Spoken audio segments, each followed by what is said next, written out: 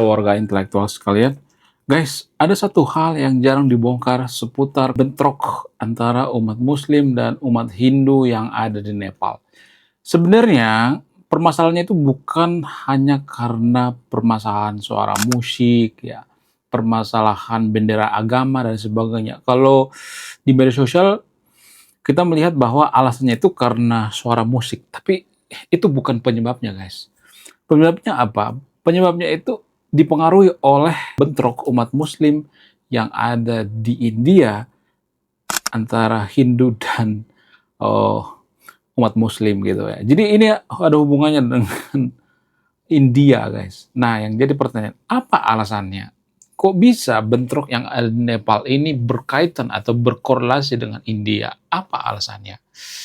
Kemudian, permasalahan yang ada di Nepal ini, bentrok antara umat Muslim dan umat Hindu itu bukan permasalahan sepele.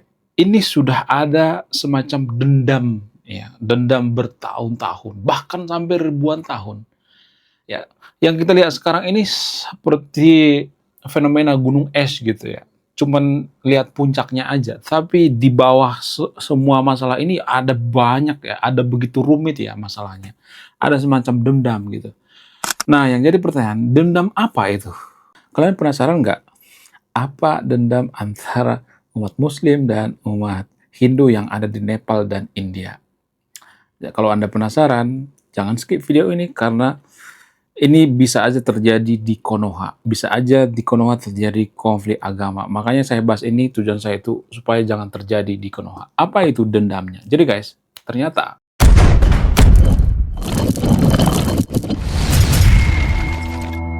konflik yang ada di Nepal ini sebenarnya sangat berkaitan dengan India.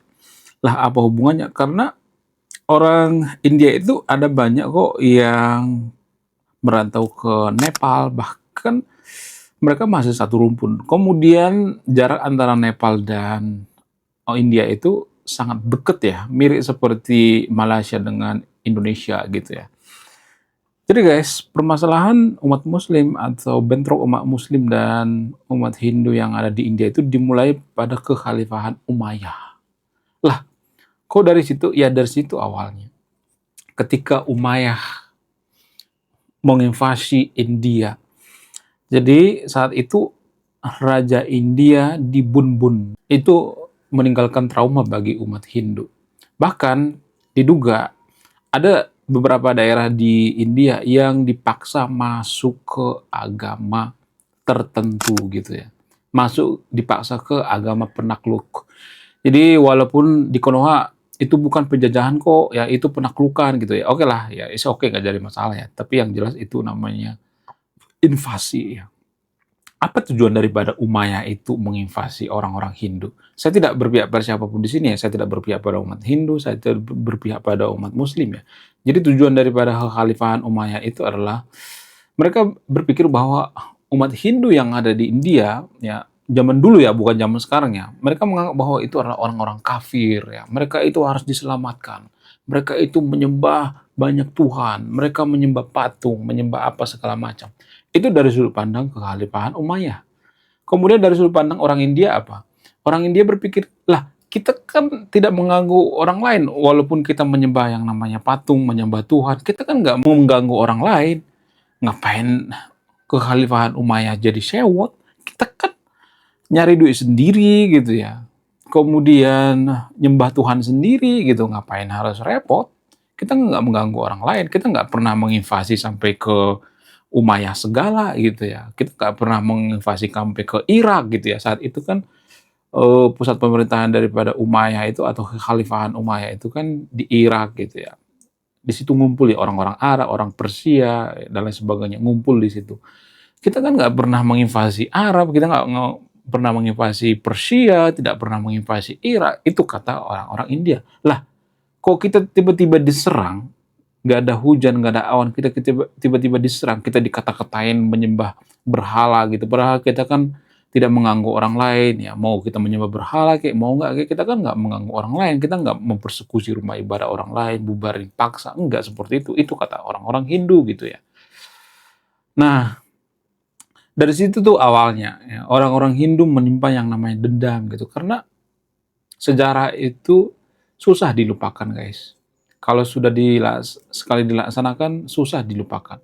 Jadi siapa yang salah di sini? Saya tidak membela siapapun ya. Dari sudut pandang Umayyah, mereka berpikir kita harus menyelamatkan orang-orang India yang sudah menyembah yang namanya Tuhan yang berhala gitu ya. Itu dari sudut pandang Umayyah ya.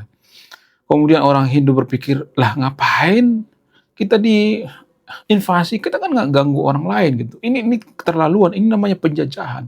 Kemudian di daerah-daerah tertentu di India saat itu ada yang dipaksa gitu ya untuk masuk ke agama yang menginvasi gitu ya, agama Umayyah saat itu gitu ya. Ada yang dipaksa gitu ya. Nggak semuanya tapi ada daerah-daerah yang dipaksa. Kemudian dilakukan seperti yang namanya aturan pajak gitu ya. Jadi Khalifah Umayyah itu kan memperlakukan pajak bagi orang yang beda agama gitu ya. Misalnya nih beda agama dengan kita pajaknya lebih tinggi gitu ya.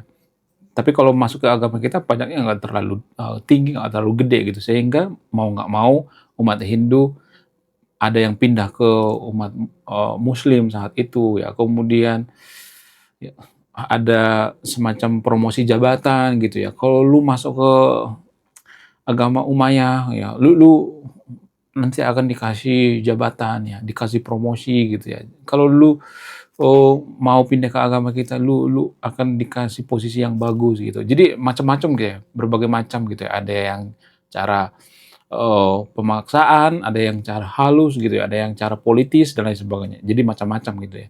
Itulah asalnya kenapa ada orang India yang Muslim gitu. Enggak semua, disclaimer on ya, enggak semua seperti itu. Ada juga yang sampai sekarang masih tetap Hindu walaupun dipaksa masuk ke agama tertentu ya, kemudian diiming-imingi jabatan, diiming-imingi yang namanya keringanan pajak dan sebagainya, mereka ada yang tetap setia juga gitu ya. Saya tidak berpihak pada siapapun ya, disclaimer on ya. Nah itu sebenarnya dendam kesumat bagi orang-orang India terhadap umat Muslim gitu ya, yang ada di India. Jadi permasalahan umat Hindu dan umat Muslim yang ada di India itu nggak sesimpel yang kita pikirkan gitu ya. Itu sudah mendarah daging ya. Dan diceritakan gitu ya, di storytellingkan turun-temurun gitu ya. Orang India pada paham sejarah mereka gitu ya. Nah itulah yang terjadi sekarang ini. Orang-orang India berpikir, lah kok orang Hindu masuk ke agama Muslim, kalian tuh kan harus setia dengan agama leluhur kita. Orang India kan leluhurnya beragama Hindu ya. Jadi orang-orang yang masuk ke agama Muslim itu mereka menganggap bahwa oh ini pengkhianat. Kalian tuh nggak setia dengan leluhur kita. Kalian mengkafir-kafirkan leluhur kita. Kalian mengata-ngatain leluhur kita sesat. Yang saat itu kalian meninggalkan yang namanya ajaran leluhur kita. Kalian nggak setia gitu. Jadi itu semacam kemarahan daripada umat Hindu yang ada di Hindu gitu ya. Jadi ada semacam sentimen negatif. Ya. Jadi bentrok itu tidak dimulai karena suara musyik gitu ya, karena tidak ada izin pembangunan rumah ibadah, enggak dimulai dari situ. Dimulai ribuan tahun yang lalu, dimulai pada kekhalifahan Umayyah gitu ya. Jadi sejarah itu menyimpan dendam yang sangat panjang sekali gitu ya. Jadi perang yang paling lama itu sebenarnya kalau boleh jujur itu, salah satu perang yang paling lama itu adalah perang agama. Lah, kok perang agama itu yang paling lama? Apa alasannya? Saya tidak berpihak pada siapapun di sini ya, ini adalah sudut pandang edukasi ya. Alasan yang paling masuk akal itu ya, jadi salah satu perang yang paling lama itu adalah perang antara umat Muslim dan umat Kristen di Siberia. Itu perang yang paling lama, sekitar 700 tahun. Nggak percaya nanti cek data. Ya, perang yang paling lama itu perang yang bawa agama sih lebih tepatnya. Bukan murni perang agama gitu ya. Bukan perang karena perbedaan agama, tapi karena perang bawa agama atau melibatkan agama gitu. Kenapa kenapa perang yang melibatkan agama itu lama? Apa alasannya?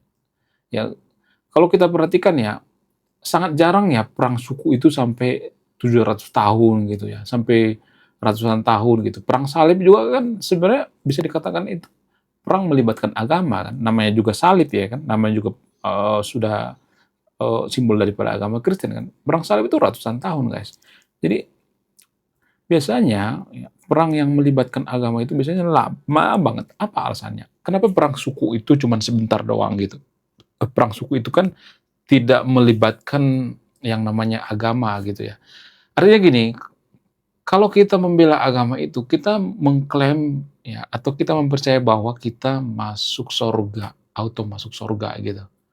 Jadi orang-orang berlomba-lomba perang agama itu, ya perang tidak berkesudahan itu karena diklaim masuk surga. Kemudian bagaimana dengan perang suku? Nggak ada tuh ya perang suku. Ya kalau lu membela sesuku dengan kita, lu masuk surga. Nggak ada seperti itu. Ya kemudian perang perbedaan warna kulit misalnya. Ya kalau lu membela warna kulit kita, lu masuk surga. Nggak ada seperti itu. Ya kalau misalnya sepak bola misalnya. Kalau lu membela sepak bola, lu masuk surga. Nggak ada seperti itu. Ya. Jadi perang yang paling lama itu adalah perang agama karena ada jaminan surga.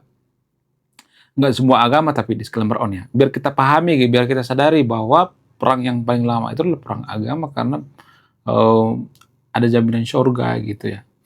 Lah, kenapa sekarang Eropa berhenti perang agama? Kenapa yang perang yang melibatkan agama itu cuma di Asia, Timur Tengah, Afrika gitu ya? Ada banyak sebenarnya perang-perang sekarang ini yang melibatkan agama. Kenapa Ukraina, Rusia itu tidak melibatkan agama gitu? Ya, kenapa mereka perang murni perebutan wilayah? Kenapa Palestina itu melibatkan agama? Sebenarnya perang atau konflik yang ada di Palestina itu melibatkan agama. Mereka bawa-bawa agama kok. Iran juga seperti itu bawa-bawa agama. Kenapa ya bisa seperti itu? Apa alasannya? Ya, jadi alasan yang paling masuk akal kenapa orang-orang Eropa sekarang ini tidak melibatkan agama lagi gitu ya. Misalnya Amerika, Eropa, ya NATO tidak melibatkan agama lagi kalau perang itu. Kenapa? Apa alasannya? Alasannya itu cukup masuk akal. Karena berkat penemuan daripada teori evolusi atau teori Charles Darwin. Kalau saya ngomong seperti ini pasti nanti yang kejang-kejang marah-marah gitu. Kok lu hubungin masalah perang agama dengan yang namanya teori evolusi? Sangat berhubungan. Jadi logikanya gini ya, berdasarkan buku yang saya baca ya, ada ratusan buku yang saya baca. Logikanya gini, penemuan daripada teori evolusi itu di satu sisi itu berdampak baik untuk mengurangi yang namanya perang. Kenapa? Jadi orang-orang Eropa sadar setelah ditemukan teori evolusi bahwa manusia itu sebenarnya bukan makhluk spesial. Manusia itu sama seperti binatang lainnya gitu. Ya, berdasarkan teori evolusi gitu ya. Sehingga mereka berpikir, ya kalau kita sama dengan binatang lainnya, kalau kita berasal dari manusia purba, ya nggak mungkin kita uh, masuk surga gitu ya. Ya, mereka percaya kita masuk surga itu karena belum ada penemuan tentang teori evolusi. Mereka menganggap bahwa manusia itu berasal dari tanah gitu ya. Belum ada penemuan tentang DNA dan sebagainya. Sehingga berkurang yang namanya perang agama. Ya, orang-orang nggak mau melibatkan agama lagi karena apa? Ya kalau kita meninggal, ya tetap nggak melibatkan yang namanya ini juga gitu ya, nggak melibatkan yang namanya surga juga gitu ya. Walaupun ada juga ya perang tidak melibatkan agama, tapi tetap lama. Tapi yang paling lama itu agama. Kenapa? Karena ada jaminan surga. Jadi orang-orang Eropa itu banyak yang nggak percaya dengan surga sehingga perang semakin berkurang. Namun diulangi oleh warga Konoha. Warga Konoha tidak akan bisa menerima ini karena ini hal yang sangat tabu bagi mereka. Ya ini bisa bikin otak mikir gitu ya. Salah satu pekerjaan yang paling susah itulah mikir karena butuh energi, butuh effort gitu ya. Nah, jadi itu alasannya kenapa Eropa itu tidak lagi gila-gilaan dalam perang gitu ya, tidak bawa-bawa agama. Biasanya mereka bawa-bawa komunitas gitu ya, atau bawa-bawa organisasi seperti NATO dan sebagainya, itu kan organisasi ya, nggak bawa-bawa agama lagi gitu ya. Sehingga perang berkurang ya, walaupun tetap ada juga yang perang walaupun tidak ada melibatkan agama gitu ya. Jadi itu pada faktanya guys. Kalau mau bantah pakai data ya. Semua yang saya katakan di video ini ada sumber dan datanya. Menurut kalian gimana? Coba tulis di kolom komentar ya. Lalu bagaimana dengan di Konoha? Di Konoha kalau saya perhatikan, saya tidak berpihak pada siapapun ya. Minoritas cenderung mirip seperti prinsip orang-orang Eropa. Orang-orang Eropa itu kan udah malas lagi ya ribut karena perbedaan agama gitu. Minoritas di Konoha itu kalau saya perhatikan itu berpikirnya lebih luas gitu ya. Jadi beda dengan Nepal gitu. Di Nepal walaupun umat muslim 5%, mereka berani gitu ya. Mereka nekat bentrok gitu. Sementara Konoha ada sekitar 20%-an minoritas, tapi nggak terlalu berani juga bentrok kan. nggak terlalu gitu ya, nggak terlalu nekat gitu. Kenapa bisa seperti itu? Karena minoritas itu selalu mengalah gitu ya. Mereka dewasa dalam beragama. Coba kalau diladeni, kita pasti perang agama, pasti pisah gitu. Ya, negara-negara nonis pasti pisah dari Konoha. Jadi pahlawan yang sebenarnya itu minoritas gitu. Saya tidak mengglorifikasi minoritas, tapi pada faktanya seperti itu kok ya, tanpa kita sadari. Ya, coba kalau umat Kristen meladeni, misalnya nih ada persekusi rumah ibadah, langsung gitu ya, bentrok gitu ya, perang misalnya. Apa nggak bubar Konoha? Bubar dong ya. Jadi Anda harus berterima kasih sama minoritas, karena minoritas itu bisa menahan emosi gitu. Bukan karena mereka takut, tapi mereka berpikirnya sudah maju. Ya. Agama Kristen itu kan sebenarnya bisa dikatakan sudah dimodifikasi oleh orang-orang Eropa. Ya, saya tidak mengatakan semuanya dimodifikasi ya, tapi kan banyak tafsir-tafsir dalam agama Kristen itu justru ya banyak yang dirubah gitu ya. Apakah dirubah ke arah yang lebih buruk? Enggak. Kita tuh sebenarnya nggak menganut agama, guys. Kita tuh menganut tafsir. Tafsir orang Kristen itu kan beda. Zaman dulu orang Kristen itu nggak boleh makan daging babi. Zaman dulu orang Kristen itu harus sunat. Apakah sekarang harus sunat? Enggak kan? Apakah sekarang dilarang makan babi? Enggak juga. Tafsirnya yang dirubah. Kenapa tafsirnya berubah? Ya karena agama Kristen ini sudah merantau ke Eropa. Orang Eropa itu nggak menerima agama yang terlalu dogmatis. Orang Eropa itu mengubah agama itu ke arah yang lebih liberal gitu ya. Makanya orang Kristen itu sangat santuy gitu ya, ideologinya. Saya tidak mengatakan semuanya di sekelumbar on ya. Ada juga sebenarnya yang tidak santuy, ada juga yang fanatik gitu. Tapi rata-rata kalau saya perhatikan santuy aja gitu ya. Ketika ada persekusi rumah ibadah, mereka diam aja, nggak terlalu banyak ngebacot gitu ya. Nggak terlalu banyak ngelawan. Apakah karena jumlahnya sedikit? Nggak juga. Karena mereka memikirkan jangka panjang. Jadi pahlawan yang sebenarnya Konoha itu adalah para minoritas. Mempersekusi rumah ibadah minoritas itu sudah sangat-sangat ini, sangat-sangat bisa memicu yang namanya konflik atau bentrok agama. Sangat bisa. Ya, itu sangat bisa memicu guys, tanpa kita sadari. Kalau sekali dua kali nggak jadi masalah, ini kan berkali-kali terus gitu ya. Ada pelarangan pembangunan rumah ibadah. Terus gitu. Jadi seolah-olah minoritas itu dianaktirikan gitu. Seolah-olah minoritas itu tidak dianggap di negara ini. Ya kan? Menurut kalian gimana? Coba tulis di kolom komentar ya. Saya tidak akan berpihak di Anda yang menyimpulkan.